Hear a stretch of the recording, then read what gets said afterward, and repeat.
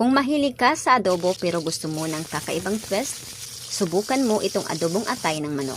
Malasa, malambot at perfect ulam para sa kanin.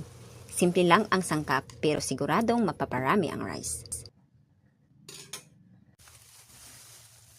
So we have here 1/2 kilo of liver, chicken liver. I have here the garlic, the onion, and the red pepper. And also, let's make it a little spicy. So we have here the chiling labuyo. First thing first, let's slice the liver and take all of the hard part of the chicken.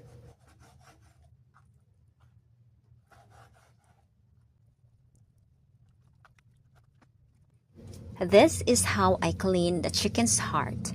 I slice them and take away all those bloody part.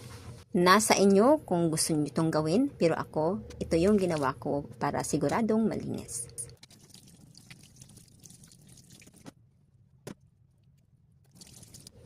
Isunod po nating hiwain yung red pepper, onion,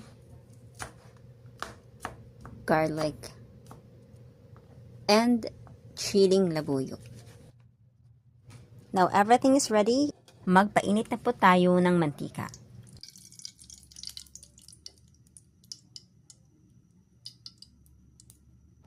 Ilagay na po natin yung garlic, red pepper, at onion. Wait until it turns golden brown. Saka nyo ilagay yung chicken liver or atay ng manok.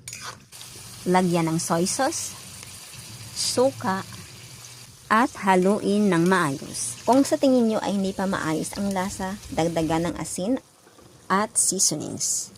Ilagay ang chiling labuyo upang maanghang-anghang. Katapos ay takpan hanggang sa maluto. Kain na! See you in my next video.